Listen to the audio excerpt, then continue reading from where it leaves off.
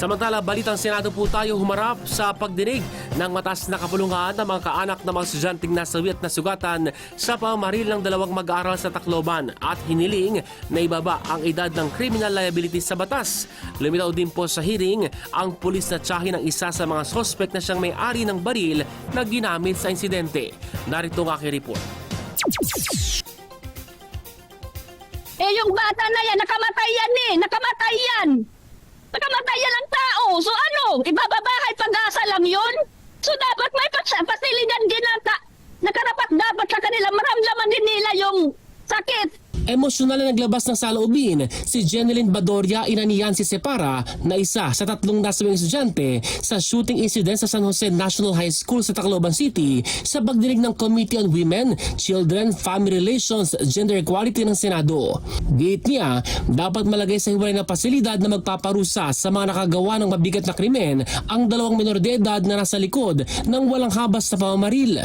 Marapat din anyang amendahan ang Republic Act 9344 o Philippine Juvenile Justice Welfare Act na nagbibigay exemption sa edad 15 hanggang 18 sa criminal liability liban kung ginawa ang krimen ng may lubos na pangunawa.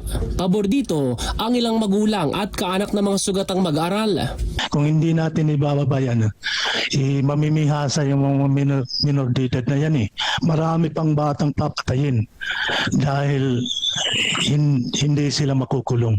Sana po hindi maging hadlang ang pagiging minor de edad para makulong.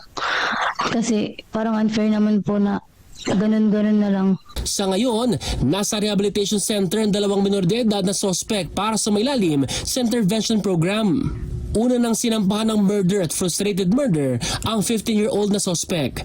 Lumabas sa investigasyon ng PNP Region 8 na galing sa lolo ng 15-year-old na suspect ang ginamit niyang revolver. Habang sa pulis at tiyahin nang galing ang 9mm pistol na ginamit ni alias Nash.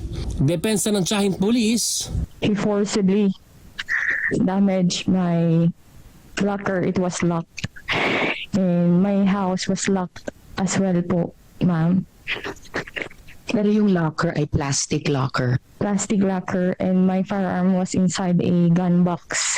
Yung plastic locker, standard ba na pang safe keep yun ng firearm? Plastic locker, hindi mas matibay na locker? Yung standard po is yung safety vault, but it was in good faith, ma'am, that I believe it was safe at that time. matapos ang shooting incident, kumalat online ang larawan na magtiyahin na nasa isang firing range. Kaya tanong ni Senador Raffy Tulfo, bakit? Anong reason? Ba't nyo siya dinala sa firing range? He usually told me that he wanted to be a police officer like me. He looked up on me.